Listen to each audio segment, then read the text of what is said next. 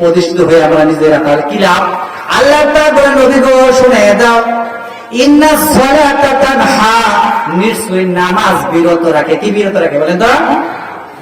তানহা আনিল ফাহশাই ওয়াল মুনকার, নামাজ নিশ্চয়ই খারাপ এবং অশ্লীলতার কাজ থেকে মুমিনদেরকে বিরত রাখে। বলুন সুবহানাল্লাহ। কিন্তু আমরা নামাজ পড়ে ওজনে কম দেই, নামাজ পড়ে মিথ্যা কথা বলে, নামাজ পড়ে ইন্ডিয়ান শাড়ি এনে বলে যে এটা চীন থেকে এসেছে, অর্থাৎ চীন থেকে একটা পণ্য এনে বলে যে জাপান থেকে আসছে। আসলে ভাই এটা বলে না। নামাজের পরে মিথ্যা কথা বলে, নামাজ পড়ে সুদ খায়, নামাজ পড়ে ভোট চুরি করে, নামাজ পড়ে ভোট ছিঁড়ে দেয়। ঠিক না বলে? এই লোকগুলো হচ্ছে বেনামাজি লোক। কি লোক? এরা লোকদেরকে দেখানোর উদ্দেশ্যে নামাজ পড়ে। ঠিক আছে? তাহলে আল্লাহ পাক বলতেছেন নামাজ পড়লে অশ্লীলতার কাছ থেকে ফিরে, এটা আরেকটা অর্থ ভাই আমি বলছি, সেটা হচ্ছে আমি যা বলি নামাজে তা তো বুঝি নাকি বলেন? আমি বলি রব্বানা লাকাল হামদ, এই যে বললাম এটা কি জানি কি বলছি? রব্বানা লাকাল হামদ, হে আমার প্রতিপালক আমি আপনার প্রশংসা করছি। যেরকম সুবহানাল্লাহ, আপনি এটা বলছি কিন্তু আপনি জানেন না তো।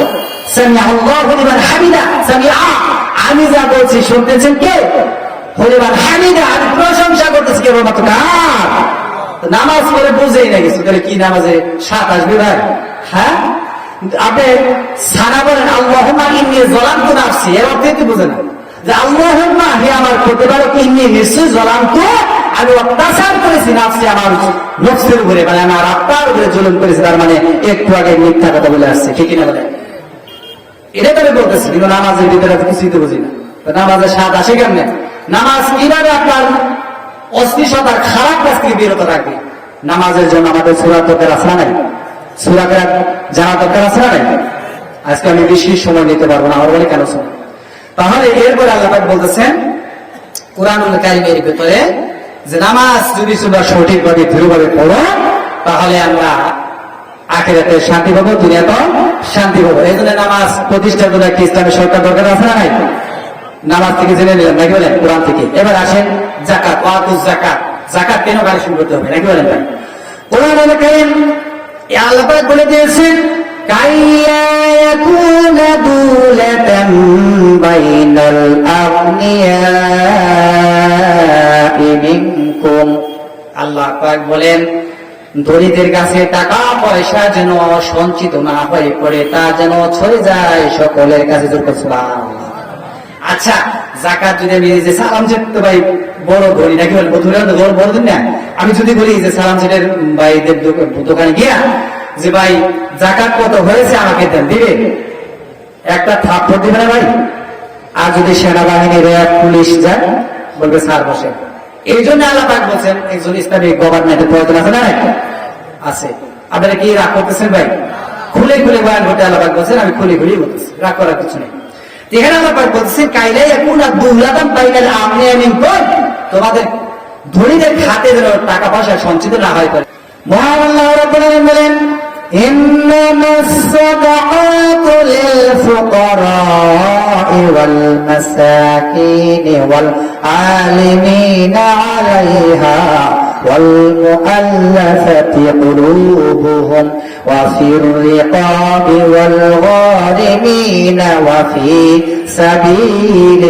সাবিলিল্লাহ وفي سبيل الله وابن السبيل فريضة من الله والله عليم حكيم।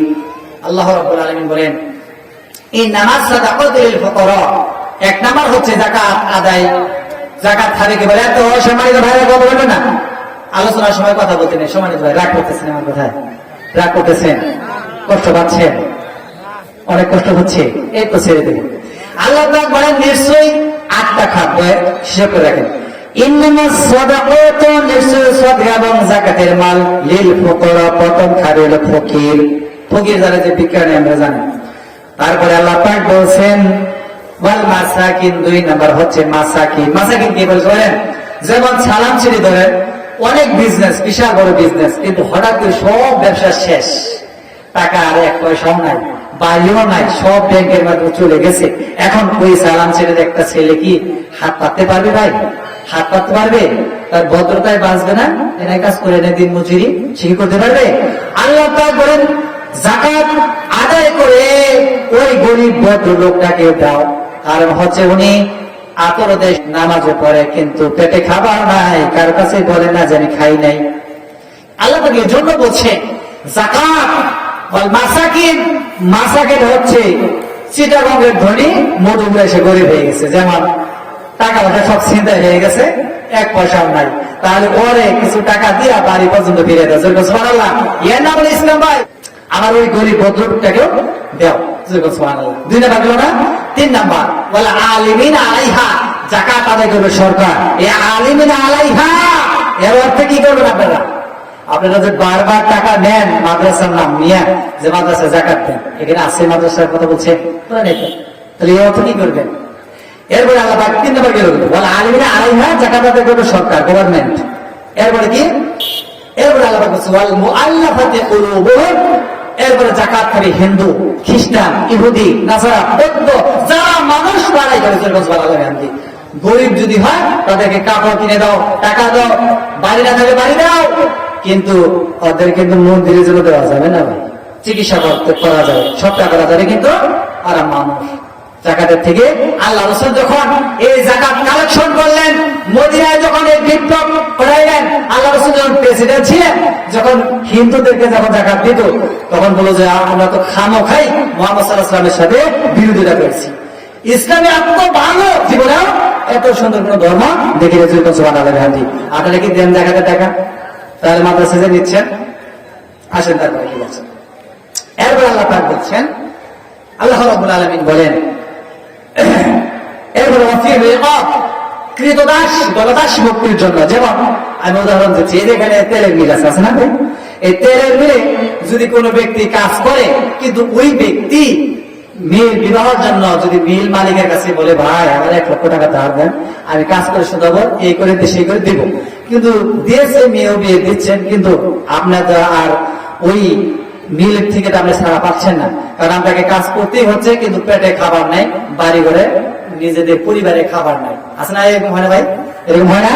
তাহলে আল্লাহ পাক বলছে যাকাতের টাকা দিয়ে মিল মালিকের পরিশোধ করে ওই লোকটাকে ফিরিয়ে আনো, এটা হচ্ছে ওয়াফির রিকাব। তাহলে এই কৃতদাস মুক্ত হয়ে যাবে। সুবহানাল্লাহ। এটা বর্তমান দিকে আমি বুঝাচ্ছি যে এই কোরআনের ব্যাখ্যাটা। এরপরে আল্লাহ পাক বলতেছেন ওয়াল গারিমিনা ওয়া ফি সাবিলিল্লাহ। ওয়াল গারিমিন, গরিমিন হচ্ছে কিছু কিছু এই ধনী মানুষের ভিতরেও গরিব হয়ে যায়, যেমন বেশি বড় ধনী না, অল্প ধনীর মধ্যেও, যেমন এই যে সিরাজ ভাই ব্যবসা করে কলার ব্যাপারী, উনি কলায় লস করলো, তাহলে কি হবে?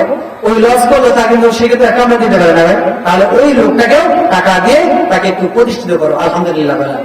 তাহলে কয় নাম্বার গেল ভাই? ওয়া ফি সাবিলিল্লাহ। এলো 7 নাম্বার ওয়া ফি সাবিলিল্লাহ।